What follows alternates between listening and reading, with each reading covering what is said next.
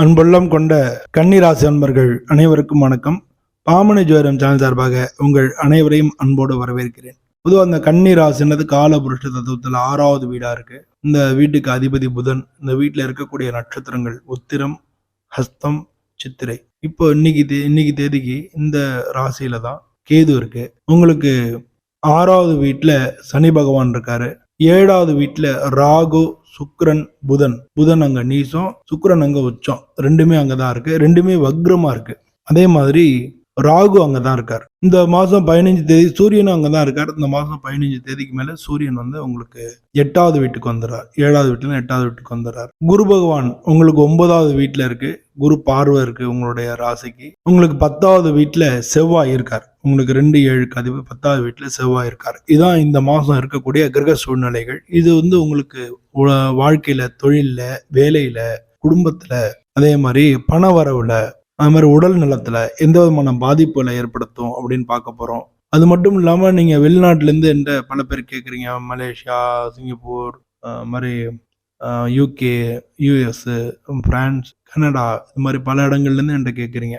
அதனால இந்த மாசம் உங்களுக்கு நீங்க செய்ய வேண்டிய காரியங்களுக்கு உண்டான நல்ல நாட்கள். அதனால நீ தவிர்த்துக்க வேண்டிய நல்ல நாட்கள், உங்களுக்கு ஆகாத நாட்கள், உங்களை தவிர்த்துக்க வேண்டிய துன்பம் தரக்கூடிய நாட்கள் அப்படின்னு சொல்லி, தாமதம் தரக்கூடிய நாட்கள் அப்படின்றதையும் நம்ம பிரிச்சு கொடுக்குறோம். அதனால இந்த வீடியோவை கடைசி வரைக்கும் ஸ்கிப் பண்ணாம பாருங்க.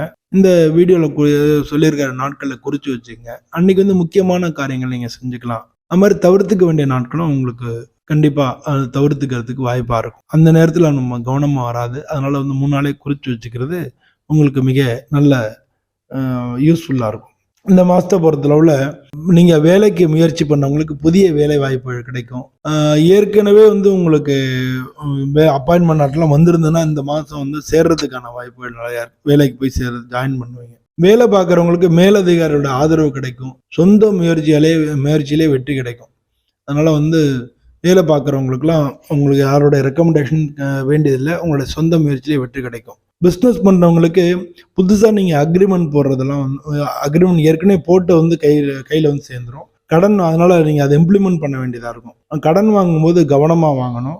செலவுகளை மட்டும் கொஞ்சம் கட்டுப்படுத்துறீங்கன்னா வரவு அதிகமாக இருக்காமல் இருக்கும். பண வரவு நிலையாக இருக்கும். ஆனால் செலவுகள் தான் கூட இருக்கும். எதிர்பாராத இடங்கள்லேருந்து திடீர் பண வரவுகளும் கிடைக்கும். குடும்ப செலவுகளும் அதிகரிக்கும். மருத்துவ செலவினங்களும் அதிகரிக்கும். அதனால முதலீடுகளை நீங்கள் பிளான் பண்ணி பண்ணணும்.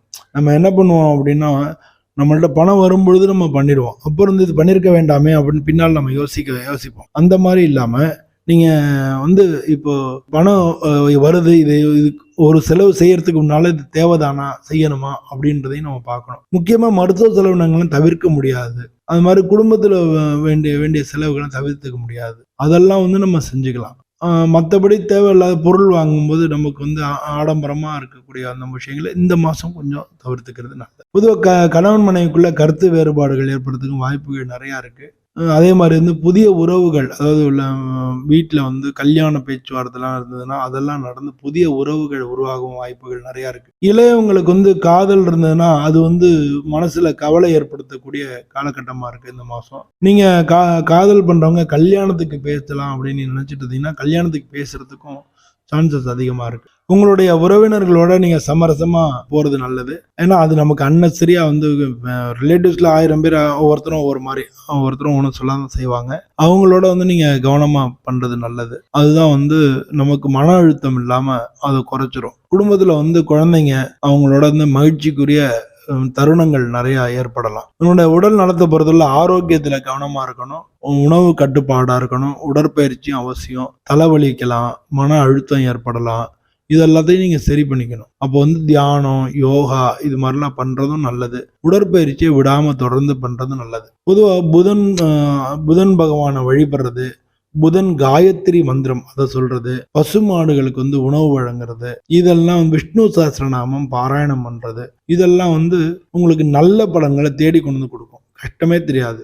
எல்லா பிரச்சனையிலிருந்தும் உங்களுக்கு காப்பாத்துறதுக்கு இந்த மாதிரி நீங்க வணங்குறது உங்களுக்கு நல்ல பலன்களை கொடுக்கும். இந்த ஏப்ரல் மாசத்துல கன்னிராசி அன்பர்களுக்கு அதிர்ஷ்டம் தரக்கூடிய நாட்கள்னா ஏப்ரல் மாசம் 3ஆம் தேதி, 7ஆம் தேதி, 12ஆம் தேதி, 17ஆம் தேதி, 22ஆம் தேதி, 28ஆம் தேதி, இதெல்லாம் முன்னேற்றத்திற்குள்ள மிக நல்ல நாட்களா இருக்கு. நீங்க தவிர்த்துக்க வேண்டிய நாட்கள்னா, அதாவது தாமதம் ஏற்படுறது, குழப்பம் ஏற்படுறது, அதெல்லாம் அதனால நீங்க தவிர்த்துக்க வேண்டிய நாட்கள்னா ஏப்ரல் மாசம் 5ஆம் தேதி, 11ஆம் தேதி, 19ஆம் தேதி, 25ஆம் தேதி, 30ஆம் தேதி இதெல்லாம் நீங்க தவிர்த்துக்க வேண்டிய நாட்களா இருக்கு. பொதுவா இந்த வீடியோ பிடிச்சிருந்ததுன்னா நீங்க லைக் பண்ணுங்க.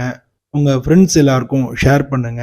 அதே மாரி இந்த வீடியோ சப்ஸ்கிரைப் பண்ணீங்கன்னா, ஒவ்வொரு மாசமும் இந்த வீடியோ உங்கள தேடி வரும். இப்போ ஒவ்வொரு மாசத்தையும் நம்ம பார்த்து, அந்த மாசத்துல உள்ள விஷயங்கள நம்ம தவிர்த்துனே வந்தோம்னா, லைஃப் ஸ்மூத்தா போறதுக்கு நல்லாருக்கும். அதே மாரி ஒவ்வொரு ஒவ்வொரு மாசமும் நம்ம இது மாரி ஒரு பதிவுனால நம்ம சந்திக்கிறதுக்கு, என் குரல நீங்க கேட்கறதுக்கு, இதுக்கெல்லாம் வாய்ப்புகளும் நெறையா இருக்கு. அது மாரி ஒவ்வொருத்தரும் இந்த வீடியோ சப்ஸ்கிரைப் பண்ணி வைங்க.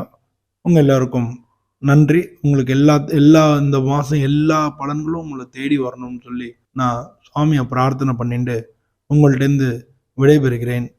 எல்லோருக்கும் எல்லாம் கிடைக்கணும். நல்லதே நடக்கும். நன்றி. வணக்கம்.